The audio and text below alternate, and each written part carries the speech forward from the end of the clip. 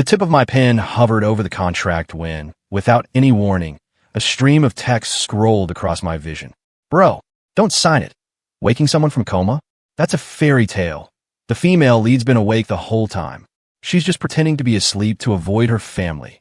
It's hardest to wake someone who's faking it. The last comment slid past with a swaggering confidence. Waking up someone who's faking? Easiest thing in the world. A smile tugged at my lips, and my pen came down decisively. I signed my name, Ethan Miller. The wager was set.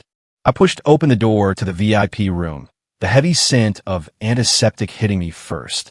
Thick curtains blocked out the bright afternoon sun, making the air feel thick and still, like trapped amber. The figure on the bed was so frail, she was nearly swallowed by the crisp white sheets. Claire. Stephen Evans, Claire's brother, a man known in the business world for his ice-cold demeanor, was looking at me like a lost kid, his eyes filled with an impossible hope. I ignored him, walking straight to the bedside. I pulled out my phone, opened up a clip from that god-awful reality show, and cranked the volume all the way up. A shrill voice ripped through the quiet room. I'm about to expose Tiffany for sleeping with your husband. Just as the most dramatic line was about to land, my thumb flicked the screen and the sound cut out. Absolute silence crashed down like a heavy curtain. At that exact moment, I caught it in my peripheral vision. On that face, pale as paper, the corner of her mouth gave the slightest, tiniest twitch. Dr. Miller. Stephen's voice was a trembling mess. He grabbed my arm. My sister, Claire. Did she react? Is there really hope? The joy in his eyes was about to spill over, held back only by a mountain of disbelief. She could be saved, but I drew out the word, slowly pulling over a chair and plopping down beside the bed, my gaze fixed on Claire's closed eyelids like a searchlight. She's not saved yet. I cleared my throat with exaggerated importance, tossing out a professional-sounding observation. I've heard that people in a true coma experience unconscious rapid eye movement beneath their eyelids. Before I even finished the sentence, those 2 rows of lashes, thick as tiny fans, began to tremble ever so slightly under my intense stare. I fought back a laugh, leaning in closer to up the ante. My voice dropped to a conspiratorial whisper. And there's another little rumor. People in a deep coma tend to drool. The air froze for a few seconds. Then I saw those tightly pursed, colorless lips hesitate, then carefully wiggle. That's it. Fish on the line. I couldn't suppress the wicked smirk anymore. I leaned down, my warm breath practically brushing against the shell of her ear, and spoke in a whisper only she and I could hear. How about you get up and make me a grilled cheese? And while you're at it, Venmo me a couple $100. Her whole body went rigid. Even her faint breathing stopped. The comment stream in my vision exploded. LMAO. CPU is fried. She's short-circuiting. Claire, your acting is so bad. She's gonna blow her cover any second now. Her deadbeat parents and brother cried for 3 days, and she didn't even flinch. Watching the rapid-fire rose session scroll by, I couldn't hold it in any longer and let out a low chuckle. On the bed, Claire's body was as tense as a drawn bowstring, her long eyelashes fluttering like they were about to take flight. I watched, amused, a slow smile spreading across my face as I dangled an even more tempting piece of bait. By the way, I saw a trailer for a new movie yesterday. Reborn as the Psycho Alpha's forbidden mate. Man, you won't believe what the main guy does.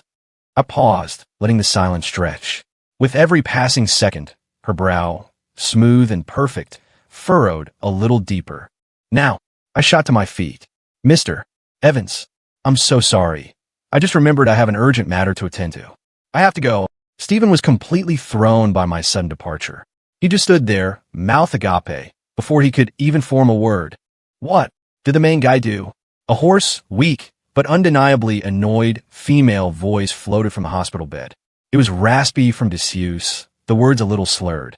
Stephen froze as if struck by lightning. He whipped around, grabbing my hand, his words tumbling out in a delirious jumble. Incredible. Dr. Miller, you're a miracle worker. Claire, you're awake. You're finally awake. The comment stream went silent for a beat, then erupted with even more intensity. Damn, curiosity really did kill the cat. Just like that, she's awake? For real. Leaving a story half-finished is a war crime. My thoughts and prayers have been exhausted. Where's the morality? The decency? Link. Drop the link for the Psycho Alpha movie. Who was it that said you can't wake someone who's faking it? How's your face feel? The deal I'd signed with Steven Evans was simple. If I could wake Claire up, he'd invest $2 million into my startup, Abyss-Tech. That $2 million was a lifeline, just enough to plug the fatal hole blown in my company by a critical data leak. Thinking of the data leak, the lightness I felt from teasing Claire sank like a stone. There was only one person I had ever shared that core data with, my ex-girlfriend, Victoria. Her response was to dump me out of the blue and, just as my company was starting to get off the ground, sell that data to my biggest competitor. Somehow, I always picked the winners. Steven was already at the bedside, rambling on to Claire like a lost traveler who'd finally found a lighthouse. I looked at Claire. For someone who had just woken up, her eyes were as empty as a dusty, forgotten well, a landscape of desolate gray. That look made me deeply uncomfortable. A comment from the stream flashed in my mind. Claire's just pretending to be asleep to avoid her family. I lowered my gaze, my thoughts racing. A moment later, I walked over to the bed, my voice deliberately gentle. Mr. Evans, looking at your sister's condition. It seems she's not quite ready to interact with the outside world. I saw a flicker of doubt in Steven's eyes. Steeling myself, I grabbed his hand, my tone dripping with an unprecedented sincerity. Mr. Evans, I'll be honest. I fell for your sister the moment I saw her. Steven's jaw nearly hit the floor before his shock was drowned in a wave of pure elation. Dr. Miller, you mean? Yes. Wonderful. Please, I'm entrusting Claire to you. Whatever you need to make her better, just ask. During our heartfelt exchange, Claire remained perfectly still, a beautiful doll without a soul, as if the commotion around her had nothing to do with her. After seeing a jubilant Steven off, I went down to the hospital deli and bought 2 containers of hot chicken noodle soup. And on the way back, I picked up a new deck of cards. It was no secret in our circles that Claire was the long-lost heiress the wealthy Lockwood family had found years ago. She'd grown up with foster parents in some small town in the middle of nowhere. Not long after rejoining her family, she was in that bizarre car accident and had been in a coma ever since. The cards riffled through my fingers with a crisp, shuffling sound, my hands expertly breaking down the ordered deck. The sound finally drew Claire's attention. A tiny ripple disturbed the calm surface of her pupils. Want to play? I asked, looking up at her with a casual tone. I can teach you. She looked like a startled deer, whipping her head toward the window, but the slight tremble in her shoulders gave her away. I kept shuffling the cards, the sound a tempting invitation. One hand, if you win. I dragged out the words, I'll play an audiobook for you. Her eyes suddenly lit up, like stars had fallen into them. After a moment's hesitation, she gave a tiny nod. Slight muscle atrophy made her fingers unsteady. They trembled as she held the cards. But her beautiful eyes were fixed on them with an unblinking, fierce concentration, the line of her jaw tight with stubborn seriousness. I smoothed my hair back from my forehead, and then proceeded to ruthlessly beat her 7 times in a row. It wasn't until one round, when I magically produced a 5th ace, that she finally caught on. Her head snapped up, her eyes wide with shock. You cheated. Her voice was hoarse, but the accusation was crystal clear. I met her stunned gaze without a shred of shame, my smile carefree. Rules are made to be broken. It's not cheating, it's creative problem solving. Claire had probably never met someone as creative as me in her entire life. She was speechless, her face flushing red as she struggled to find the words to condemn me. I chuckled, neatly stacking the cards on her nightstand. It's too late tonight. You can think up all the ways you want to yell at me in your dreams. Save up your energy and let me have it tomorrow. She burrowed into her blankets with a huff, her movements much sharper than before. As she turned over, the wide sleeve of her hospital gown slipped down, revealing a pale, slender wrist and, on the inside of it, a jagged, deep pink scar, still new-looking. It slammed into my vision without warning. My heart sank, my fingers curling into a fist. I was hesitating, wondering if I should ask. The comment stream provided the answer. Ugh, that scar reminds me of the fake heiress. That girl was vicious. Is Claire a saint or something? Who acts like such a damsel in these days? It's not about being a saint. Who expects their own sister to stab in the back? And the worst part, her parents and brother all sided with the fake one. So now they regret it? What's the point now that the fake one's in jail? Claire should just get over it. Whoever said that, get out. We're off topic. Is no one curious why our good boy protagonist is such a card shark?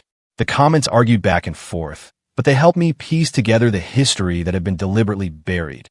So that's how it was. No wonder she wanted to sleep through it all.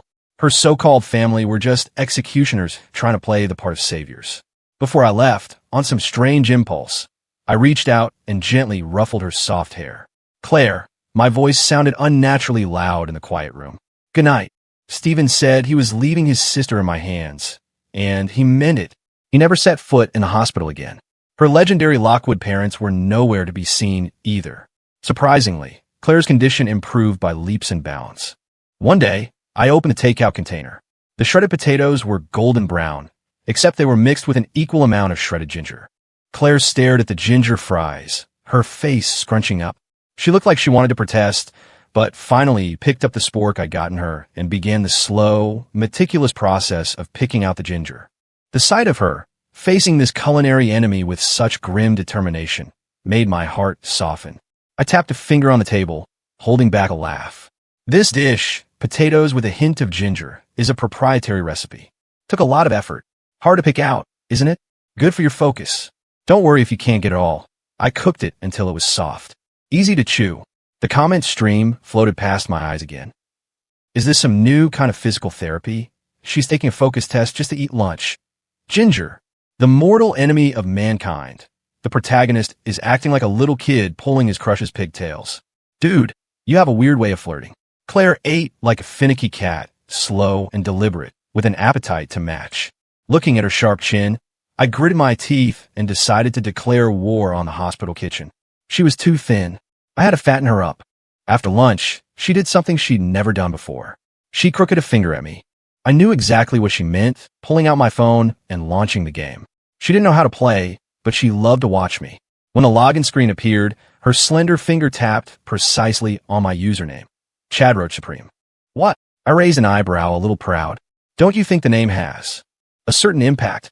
Her face was serious, her brow furrowed as she searched for the right word. It took her a long moment to squeeze one out. It's accurate. I laughed in disbelief. Claire. The match started. I let my fingers dance over the screen, deliberately missing a few key abilities. In the corner of my eye, Claire's brow tightened in sync with my character's failing health. I sighed dramatically. It's over, Claire. My teammates are going to flame me for being such a noob. As the words left my mouth, my thumb slipped, and the screen turned a satisfying shade of gray. Damn, my luck is terrible today, I said, running a hand through my hair in frustration. She looked at the gray screen, then back at me, her clear eyes filled with conflict. Finally, as if making a monumental decision, she awkwardly reached out a finger, aiming for the voice chat button. I'll yell at them for you, she said, her voice small but firm. I looked up and met her gaze, which was full of sincerity and even a hint of protectiveness. The smile I'd been hiding finally broke free, spreading from my eyes. You silly girl. I was just messing with you. Everyone in this match is a bot except for me. But the fact that Claire was willing to jump into the trenches for me, that clumsy attempt to defend me, filled my chest with a strange, aching warmth. During her physical therapy that afternoon, she suggested a walk outside. I agreed immediately. Any desire to engage with the world was a good thing. I just hadn't expected to find Victoria waiting for us right at the hospital entrance. She was as beautiful as ever, a rose with thorns, but her vibrant beauty no longer burned me. Almost instinctively, I took a step to the side, completely blocking her view of Claire. The smile on Victoria's face faltered for a second before snapping back into flawless perfection. Ethan, she used my old nickname, her voice sickly sweet. Long time no see. How have you been? Beneath that bright smile, I smelled the familiar scent of a scheme. How did you find me? My voice was cold. She elegantly tucked a curl behind her ear, her red lips curving. You know me. I always like to have a backup plan. I used to be so afraid you'd leave me. She paused, her eyes practically hooking into me. So I put a little something in your phone. Just a bit of fun between a couple. You wouldn't mind, right? Fun between a couple? More like a felony. Fury churned in my gut. I practically ground my teeth. She was the one who traded up, who vanished without a word. And now she just shows up out of the blue. A gentle tug on my sleeve brought me back. Claire was looking down, her fingers gripping my shirt, her knuckles white. Tired? Let's go back, I asked softly, my voice gentle in a way I hadn't even realized. She didn't answer, just kept clutching the fabric like it was a lifeline. Just as I was about to lead her away, Victoria's voice shot up, sharp and grating. Ethan, don't you want to know why I came back to find you? She paused, waiting for me to ask. I just gave her a look of near total indifference. No, that shut her up. The perfect mask on her face finally cracked, revealing a hint of snarl. She practically spat the words out. It's for the baby. Our baby. That night at the hotel, you were blackout drunk, remember? Hotel? Baby? My brow furrowed as the memory was violently ripped open. She was claiming I forced myself on her when I was drunk. I hadn't touched a drop of alcohol that night. I checked the front desk logs and the security footage afterward. We weren't even in the same room. And even if I'd been drunk, what could a drunk guy even do? Looking at her face, which screamed, "You can't deny this," I found the whole situation absurdly laughable. Oh, I twisted my lips into a cold smirk. Perfect. Bring the kid. We'll go to the hospital right now for a paternity test. I'll pay. The triumphant smile on Victoria's face froze solid, the color draining from her cheeks. I took a step toward her, the unspoken pressure forcing her back. You cheated, you disappeared, you stole my company's core data and sold it. I can let all of that go. Each word was a nail dipped in ice. I only have one condition. Get out of my sight and never come back. Her pupils constricted, her face a mask of shock. I didn't give her another chance to perform. Shielding Claire, I walked away quickly, her venomous stare like a needle in my back. The comment stream was going ballistic. What baby? Too much info, my brain is melting. I remember this side character. She was supposed to have this cool, femme fatale storyline. What happened? It's obviously a train wreck. The kid isn't his, she targeted the wrong guy. The plot has gone completely off the rails. The villainess is lying, and the hero is even weirder. When did he learn to cheat at video games? You're all missing the point. When the hell did the main character start seeing the comments? The chaotic stream scrolled past my eyes, but my mind was crystal clear. All of these deviations started from a single secret. I wasn't the original protagonist of this book. When I first entered this world in the protagonist role, my mission was clear. Find the female lead and complete her redemption arc. I was supposed to go straight to Claire. But back then, Victoria was too dazzling, like a burning meteor that smashed my predetermined path to pieces. I was completely lost, diving headfirst into the web of lies she wove, and I tossed my mission to the wind. It wasn't until she dumped me and immediately latched onto another corporate titan that I woke up from that ridiculous dream. And now she was back, trying to pin someone else's kid on me. Based on the timeline, I must have been walking around with a force on my head. I could understand her doing whatever it took to get what she wanted, but I could never respect it. One failed relationship was enough for me to lock my heart away. I picked up my forgotten mission again. The wager with Stephen was just a stepping stone to get close to Claire. But when I pushed open that hospital room door and saw that pale, quiet, fragile figure on the bed, looking like she might fade away at any moment, a massive wave of regret crashed over me. I should have come sooner. After sending that plague Victoria on her way, the hospital room was exceptionally quiet. Claire sat on the edge of the bed, her eyes darting around nervously. I actually found it funny. I was the one who should be embarrassed. That stuff just now. Sorry you had to see that. I was referring to my messy past. She shook her head quickly, her hands twisting the corner of the blanket. Her voice was as soft as a whisper. I didn't mean to listen. Her frantic attempt to distance herself, coupled with her helplessness, was like watching a frightened rabbit. It was adorable. I put on a serious face. Well, that means you have to keep my secret. Otherwise, I lower my voice to a threatening growl. I'll die of social anxiety. The truth was, I couldn't care less about being embarrassed. But Claire heard me and nodded emphatically, her eyes clear and serious. Okay, we're good friends, she said, her tone firm. Good friends? The afternoon sunlight streamed through the window, bathing her in a soft, golden light. She tilted her head up, a small, pure smile on her face, completely free of any darkness. She looked so incredibly clean in the sunlight.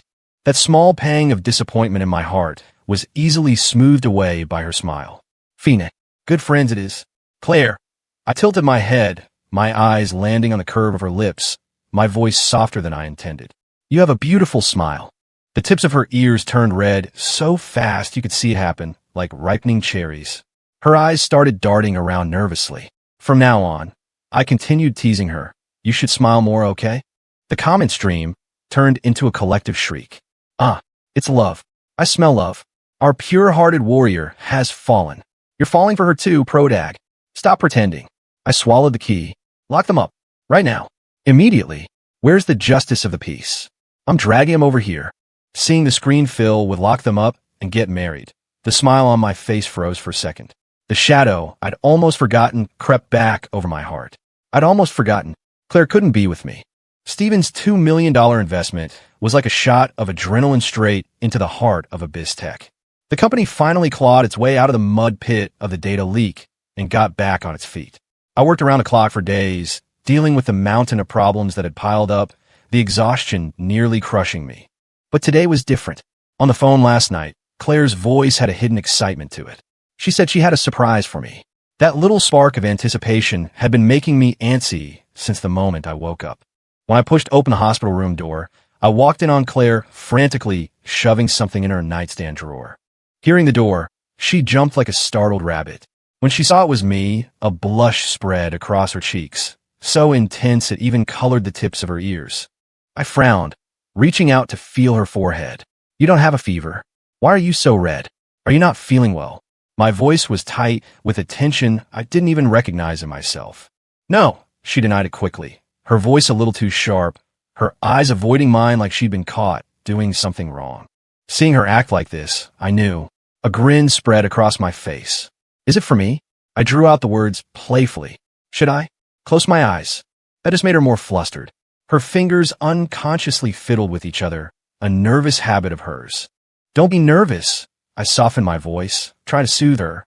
Claire, whatever you give me, I'll love it. It was like a magic spell. Her tense shoulders relaxed. She took a deep breath, as if steeling herself for something, and finally turned around. From the back of the drawer, she pulled out the surprise, a small, palm-sized drawing pad. When she placed that little pad in my hands, my heart felt like it had been squeezed hard, then suddenly released. The person in the drawing was rendered in simple, clean lines, a sharp brow, deep-set eyes. The technique was still a bit raw, but the essence. It was unmistakably me. The room was so quiet you could hear the dust settle. I thought I heard something explode in my chest, a beautiful, silent firework. The long silence made Claire anxious. She glanced up timidly, her voice a barely audible thread. Does it not look like you? Or do you not like it? I snapped back to reality, my gaze shifting from the drawing to her worried face. I swallowed hard, my voice coming out raspy, unlike my own. No, it's perfect.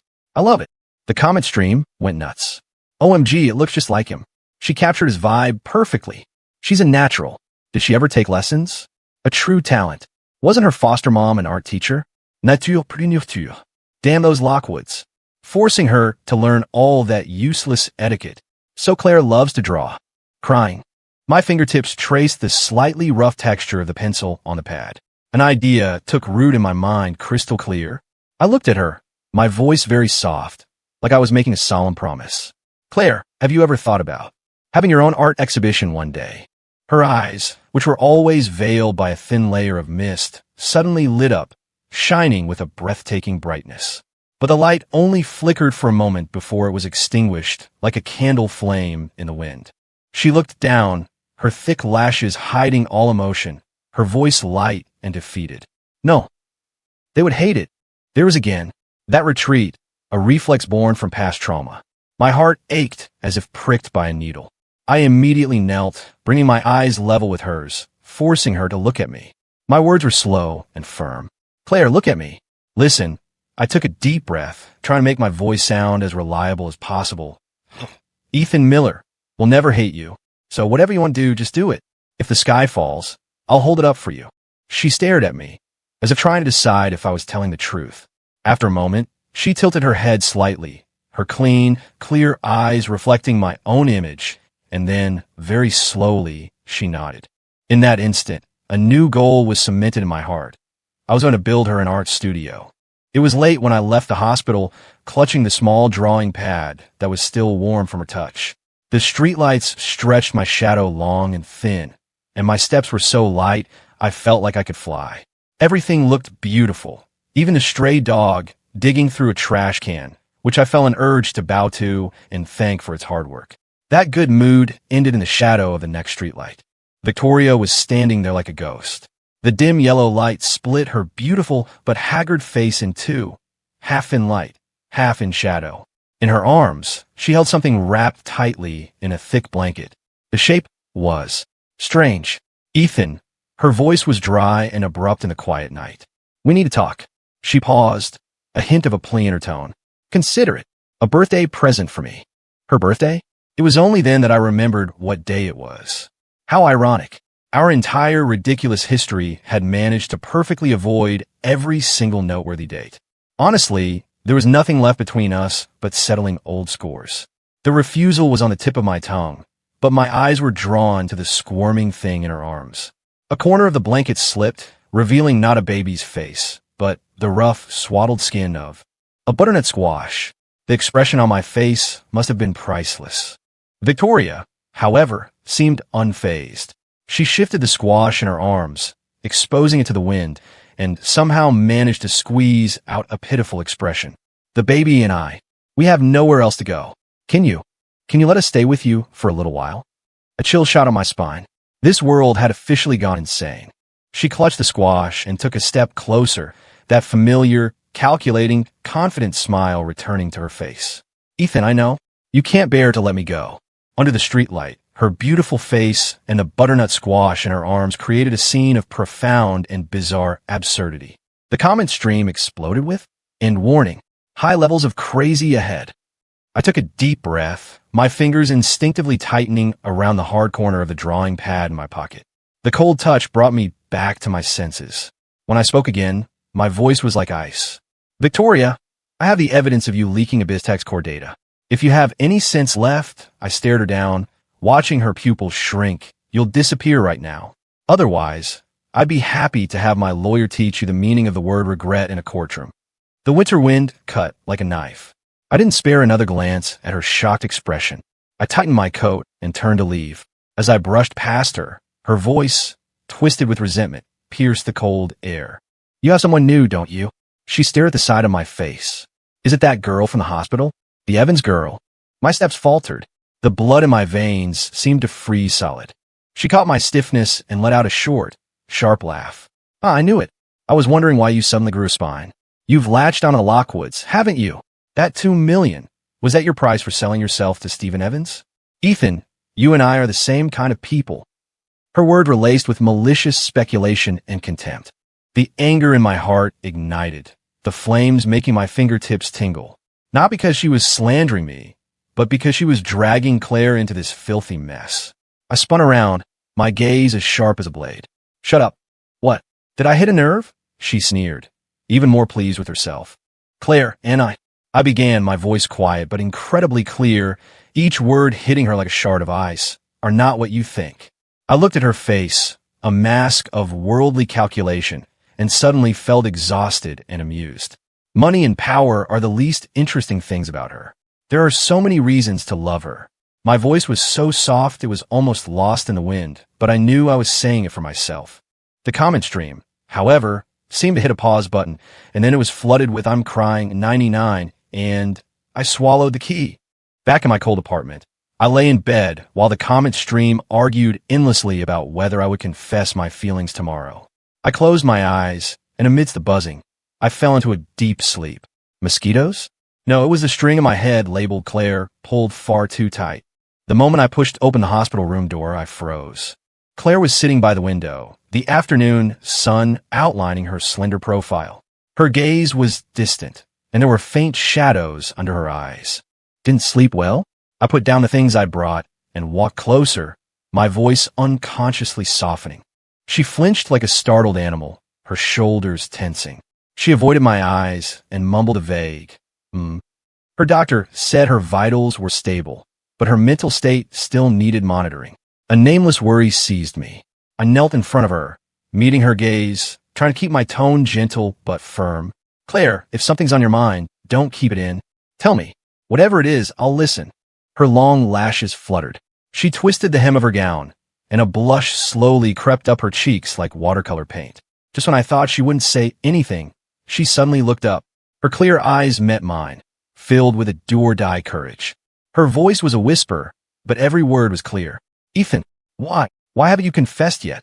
I choked on my own spit, coughing so hard I thought my lungs would give out. When I finally caught my breath, my face was hot enough to fry an egg. That question was a direct hit. It completely blindsided me. I tried to look composed, putting on a serious face. Who told you that? I mean, I was fully aware of my own feelings, but this innocent little kitten was supposed to still be in the good friend stage, right? She bit her lip a little shyly, her slender, pale fingers lifted hesitantly and pointed at the empty air in front of me.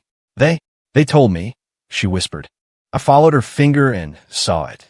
The entire comment stream was being spammed with walls of giant. Holy S. The female lead can see us? This is a catastrophic level of public embarrassment. Since when? Last night. It had to be last night when the ex-girlfriend cornered him. Case closed. When the hero made that heartfelt confession, I really love her, boom. The comment stream went live for her. This is insane. So she was watching the live commentary this whole time? Watching the stream cycle through a dozen ridiculous but probably accurate theories, I actually calmed down. Now that it had happened, it wasn't so bad. I took a deep breath and looked at Claire, whose face was still flushed. When were you able to see these? Last night, she lowered her head, her fingers instinctively playing with her earlobe. Her voice got even quieter. After you left, she paused, then added, it was a little scary at first, but what they were saying was kind of interesting. The comment stream instantly switched from a horror movie to a comedy special. Haha, she thinks we're boring. Cater to our audience. Ladies, show him what you got. Daisy Buchanan driving a monster truck? Katniss Everdeen opening a Michelin star restaurant? What kind of fanfic is this? As long as the female lead is happy. We are professional comedians. As expected, the comments didn't disappoint. They started improvising a bizarre story that was a mashup of mythology, kung fu, and family drama. Logic? Non-existent. Imagery? Off the charts. As Claire watched, the corners of her mouth curled up, and her eyes sparkled like they were filled with crushed starlight. In the midst of this light-hearted atmosphere, I caught a flash of movement out of the corner of my eye, a dark shadow disappearing from outside the hospital room door. My internal alarm bells went off. I stood up casually, walked over to the window, and used the reflection in the glass to check the hallway. A familiar figure was leaning against the wall, an unlit cigarette between his fingers. It was Steven. Claire was still lost in the hilarious chaos of the comment stream. I tiptoed out of the room. Steven saw me and straightened up. His expensive shirt was wrinkled, and his eyes were heavy with exhaustion. He'd clearly been up all night. He opened his mouth, his face showing a nervousness I'd never seen before. Dr. Miller. Claire. Has she been okay? Thinking of the scar on her wrist, thinking of the past the stream had revealed, I couldn't muster a friendly expression for him. My voice was flat. Why don't you go in and see for yourself?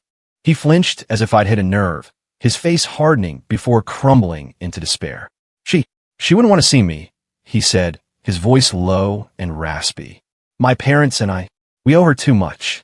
Something slammed into my chest, a painful, sour feeling. I looked at his haggard face, then thought of the girl in the room, trying so hard to smile despite her fear, and a wave of anger mixed with protectiveness washed over me. Mr. Evans, Claire is much stronger than you think. She just doesn't understand why the people who were supposed to love her most were the ones who hurt her the deepest. So she had no choice but to hide herself away. My voice rose without me realizing it, thick with suppressed rage and a tremor I couldn't hide. If it were you, what would you have done? Steven was stunned into silence, staring at me with a complex mix of shock, pain, and confusion. Just then, click. The door to the hospital room was pushed open from the inside. Claire stood in the doorway. Sunlight poured in from behind, outlining her in a soft golden halo. She just stood there, her calm gaze falling on Steven, without avoidance or resentment, only a transparent sort of acceptance. Steven's breath caught in his throat. He stood frozen. My heart clenched, and I instinctively moved to step forward. But she seemed to sense my worry. She turned her head slightly and gave me a faint but incredibly resolute smile. That smile was like a warm current, instantly calming my frayed nerves. I swallowed the words of protest on my tongue and silently moved to her side, standing firm. Her cool fingers reached for mine, gripping two of them tightly, tremulously. The pressure felt like she was drawing courage from me. Steven's eyes flickered as he looked at our joined hands, and the look finally dissolved into a nearly inaudible sigh. Inside the room, time seemed to slow down.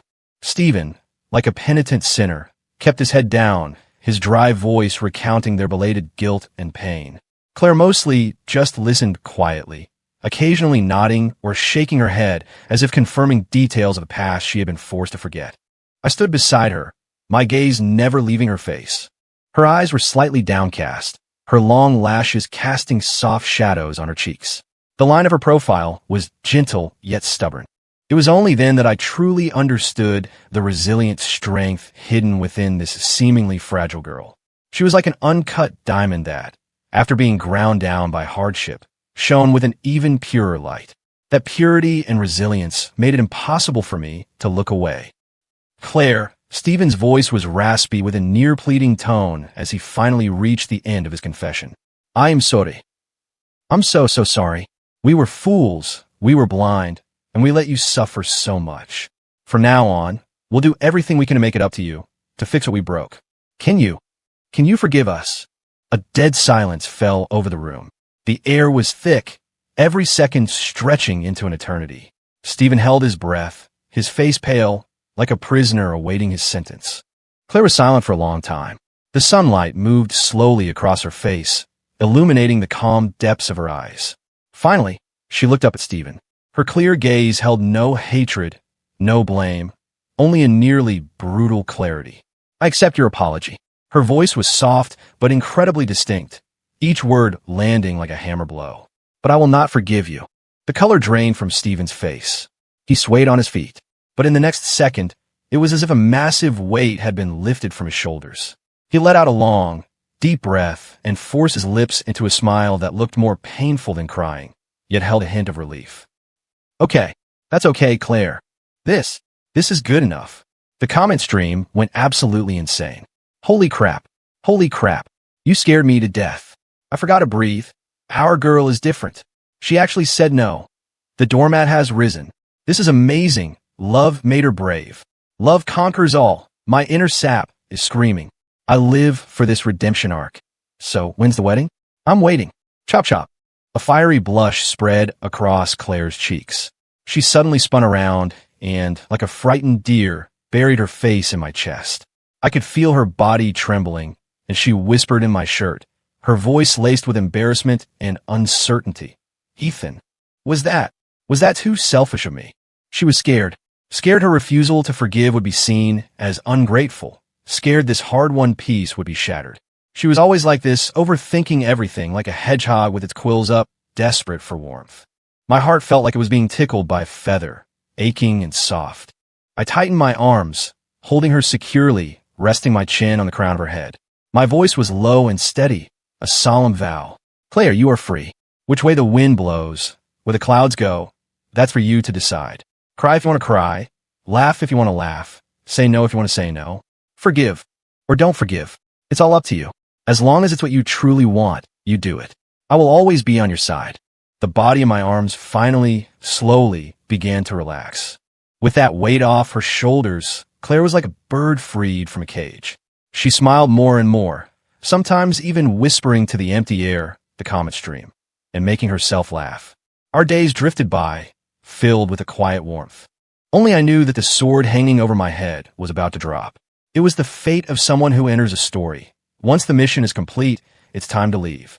With good luck, maybe I'd leave a trace behind. With bad luck, my very existence would be erased. I couldn't take that gamble. And then Victoria messaged me again, wanting to meet for a final resolution. The moment I agreed, the comment stream turned into a sea of traitors. Girl, he's going to meet that evil woman. The lies of men. Just yesterday, he was calling you sweetheart. What happened to true love? My eye twitched. I nearly threw my hands up in surrender. Friendly fire. Cease fire. It's business. Just business. Claire knew why I was going, so she didn't ask questions. She just quietly took my hand and slipped a simple black hair tie onto my wrist. The cool elastic was a stark contrast to the warmth of her fingers. My heart skipped a beat. I wiggled my wrist, teasing her. Well, Ms. Evans, is this you? Staking your claim? She looked up, her eyes clear and serious, and nodded firmly. Yes. That single, determined yes was like a stone dropped into my heart, and the ripples it created were filled with a terrifying panic. I looked away, almost flinching, and in doing so, I missed a flicker of knowing in her eyes. At the restaurant, Victoria's exhaustion was obvious, like a wilted rose. Silence stretched between the clinking of silverware. She was the one to break it. About before. "I'm sorry," she said, her voice dry, her posture uncharacteristically subdued. I stir my coffee, not looking up. "You don't have to be." She seemed to have expected that. She gave a slight, bitter smile and raised her wine glass. "Before I met you, I was just scrambling, using any means necessary to grasp at things that weren't real. Only later did I realize. Maybe there was a cleaner way to live." She paused, her gaze drifting to the black hair tie on my wrist. A smile, mixed with regret and acceptance, touched her lips. "Ethan, losing you was what I deserved." That was the last image of Victoria I would remember, stripped of all her sharp-edged glamour, leaving only a tired silhouette.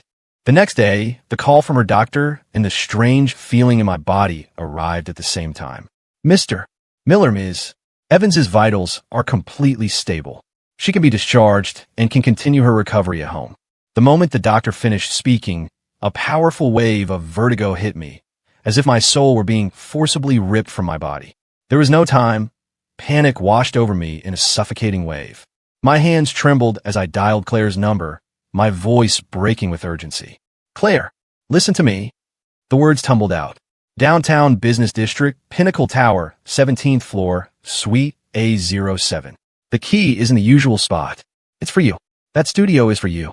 There's a document in the drawer. I've transferred 25% of the company's shares to you. After you get out, eat well, paint well, and live well."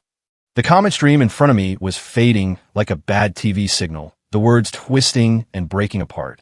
"Bro, stop talking. It sounds like you're giving your last will. WTF? Is the hero being possessed? I knew something was off with him. He's like a different person.